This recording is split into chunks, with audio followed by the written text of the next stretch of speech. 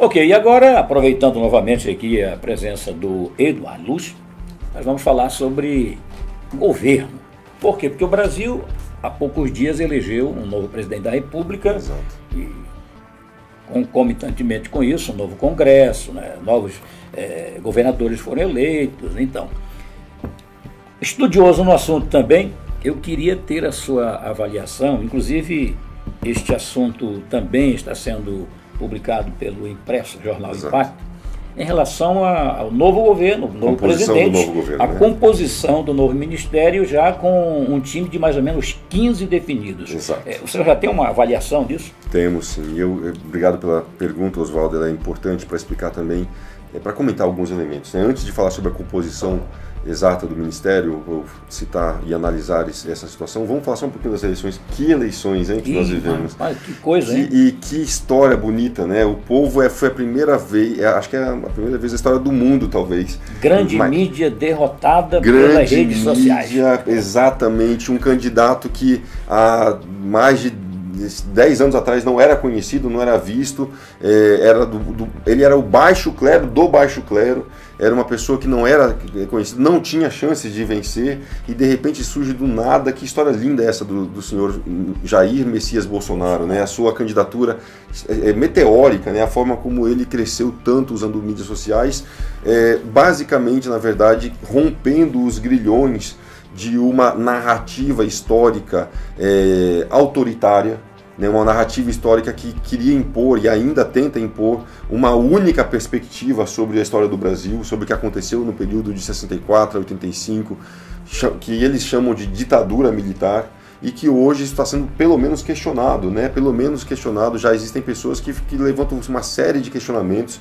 Será que não foi um regime militar claro, um regime de exceções, não era muito simples, mas será que foi tão negativo assim? Será que não poderia ter sido pior se de repente foi um mal necessário? Será que não é? Então esses questionamentos pelo menos estão sendo trazidos, né, colocados. Bolsonaro fez uma campanha absolutamente meteórica, foi impressionante, já era previsto por muitas pessoas, eu mesmo sabia que iria acontecer com ele exatamente o que aconteceu com o senhor Donald Trump nos Estados Unidos, que se elegeu também contra a mídia, que se elegeu contra todas as forças que lutavam contrário à sua candidatura, com uma diferença: Donald Trump é bilionário. Bolsonaro não é nem milionário. Bolsonaro é um político tradicional, tem lá 27 anos de Congresso Nacional. Eu mesmo já estive com ele em 3 ocasiões na última década, né? Conversei com ele em 3 ocasiões e não posso deixar de me alegrar em ver a população brasileira, a ascensão dele e o povo dando um suporte incrível, né? Bolsonaro, e eu acho que o soneto está saindo melhor do que o improviso está sendo melhor do que o esperado, né? Ele está fazendo está compondo o seu ministério de uma forma absolutamente excepcional. Começou acertando com um gol de bola quando colocou lá o juiz Sérgio Moro no cargo do Ministério da Justiça. O Sérgio Moro é um herói nacional, porque foi um juiz de primeira instância, um juizinho, como já tentaram dizer ali, que colocou atrás das grades. Não só ele é muito criticado porque ele colocou Lula atrás das grades, mas ele colocou dezenas de outros corruptos e corruptores, né? Ele perseguiu como juiz ali bandidos que tiravam do nosso erário público, né, recursos importantes que iriam para obras públicas, que deveriam ser destinados à educação, à saúde, obras públicas. Ele conseguiu retornar a Operação Lava Jato, conseguiu retornar bilhões de reais para o Brasil, milhões, não sei exatamente o número certo, mas conseguiu recuperar os cofres públicos, aquilo que teria sido roubado em mais de uma década. Então ele é um herói nacional e é a estrela-chave ali do Congresso, a estrela-chave do Ministério Bolsonaro. Mas não é o único. Temos outros ministros que foram e são respeitados nas suas respectivas pastas, né? O general Heleno, por exemplo, é um deles, que vai assumir o Gabinete de Segurança Institucional. É uma pessoa absolutamente capaz. Eu estive com ele na semana passada e pude ver o quanto ele é capaz para assumir e prometer e assegurar segurança ao presidente, segurança a todo o seu staff, né? Toda a sua o seu time de ministros, né? Ele cuida da segurança presidencial. Também estive com a ministra da Agricultura, a ministra Tereza Cristina, que também é uma pessoa absolutamente apta ao cargo que exercerá a partir de 1º de janeiro. Ela atualmente é a presidente da FPA, da Frente Parlamentar da Agropecuária. Até então ainda é deputada. Tereza Cristina também foi a relatora da CPI, da FUNAI e do INCRA, da Comissão Parlamentar de Inquérito que o Congresso Brasileiro manteve entre dezembro de 2015 a maio de 2017. Uma pessoa excepcional, tem um grande trabalho feito aí na defesa do setor produtivo nacional, né? Mas não é a única, tem outros ministros aí que tem outras indicações que também são de destaques, né? Os últimos 2 destaques aí que chamaram a atenção foi o ministro indicado ao Ministério de Cidadania, que foi o senhor Osmar Terra, o deputado Osmar Terra, pelo MDB. É uma indicação um tanto quanto houve um certo houve reação, uma reação, porque ele foi ministro do Temer, né? Isso, e também porque não era exatamente ele o nome que um determinado setor da sociedade estava querendo, né? Havia uma grande expectativa com relação ao nome do senador Magno Malta, que seria a indicação primeira do setor evangélico, né? E o Bolsonaro optou por um outro nome, um tanto quanto desconhecido por alguns setores, sem uma repercussão muito grande. E agora o mais interessante de tudo também, e é isso que está sendo publicado hoje no jornal, no meu artigo do jornal O Impacto, é sobre o papel da FUNAI, né, o enigma da FUNAI no governo Bolsonaro. Já tem definição do qual ministério ela vai ser um braço?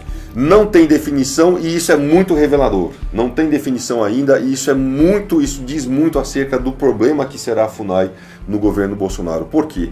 Porque a FUNAI, na verdade, vai ser provavelmente o principal núcleo da resistência, dessa turma que quer fazer resistência a Bolsonaro, dentro dos órgãos da máquina pública brasileira. A FUNAI certamente será o órgão público de onde partirão os piores golpes contra o governo Bolsonaro. E Bolsonaro tem ciência disso. Bolsonaro sabe muito bem que é de dentro da FUNAI que sairão os boicotes, que sairão notas de repúdio contra o governo Bolsonaro e coisa do tipo, auto-exoneração, funcionários públicos pedindo para sair da FUNAI, coisa do tipo e tal. Então o Bolsonaro sabe que vai ser um espinho, vai ser uma coroa de espinhos a ser cuidada ali. Ou seja, é um abacaxi, a FUNAI é um abacaxi complexo, vai ser uma coisa muito quente na mão do Bolsonaro. Qualquer pessoa que seja indicada à presidência da FUNAI sofrerá ataques, basicamente do Ministério Público Federal, ataques jurídicos, talvez do MPF, talvez de organizações indígenas nacionais e internacionais. Vai ser, enfim, é um pepino, é um abacaxi literalmente. E Bolsonaro tem uma responsabilidade enorme em indicar pessoas corretas, pessoas adequadas, preparadas para o cargo, com qualificação profissional, pessoas que saibam como funciona a FUNAI de dentro e de fora, como é o seu funcionamento. Ou seja, é um problema. É um problema tão grande que o próprio ministro Sérgio Moro, né, atual, não é mais juiz, mas anteriormente juiz, Sérgio Moro, não quis a FUNAI no seu ministério. Por quê? Porque ele sabe que ele seria alvo de ataques fortes ali dentro, né? E ministro, imagina uma pessoa que tem a estatura intelectual e o reconhecimento público como Sérgio Moro ser atacado pela esquerda, ou ver a sua estatura intelectual sendo atacada e denegrida por grupos de esquerda, né? Ele não quis a FUNAI na sua pasta, ele abriu mão e ainda não se sabe para onde ela vai. Quando estive com o atual ministro general Augusto Heleno, a tendência era que a FUNAI fosse parar na mão do Ministério do Meio Ambiente. A tendência era colocar a FUNAI no meio ambiente. E nós tivemos a oportunidade de, muito humildemente, sugerir que isso não acontecesse, que isso não, que essa decisão não fosse tomada dessa forma. Por quê? Porque há uma tendência da esquerda, esta é uma tese da esquerda, confundir índio, achar que índio se confunde com árvore, com onça, com animais de preservação, e nesta toada, ou seja, tocando essa música, você acaba demarcando terras indígenas como se fossem áreas de preservação. Essa era a lógica predominante na década de 80, quando as terras indígenas eram basicamente unidades de conservação. E eu pude argumentar que hoje a maioria da população indígena quer muito mais do que a área de preservação, quer produzir, quer prosperar, quer enriquecer, como qualquer outro cidadão brasileiro tem o direito de prosperar e enriquecer, porque os indígenas não teriam. com certeza têm esse direito, eles querem muitas outras coisas, né? Então, a tendência maior, na verdade, há duas outras possibilidades. Uma delas é de que a FUNAI vá para algum órgão mais ligado à agricultura, é uma tese, ou seja, o Ministério da Agricultura, da ministra Tereza Cristina, ou a Secretaria de Assuntos Fundiários, que estaria na mão do já empossado secretário, e prometido vai tomar posse dia 1º de janeiro, o senhor Naban Garcia, né? Que é uma tese muito querida, muito defendida por setores do agronegócio, mas questionada, certamente vai ser questionada, vai sofrer oposição pelo movimento indígena brasileiro e certamente de países internacionais. Há inclusive a possibilidade de boicote internacional se isso acontecer.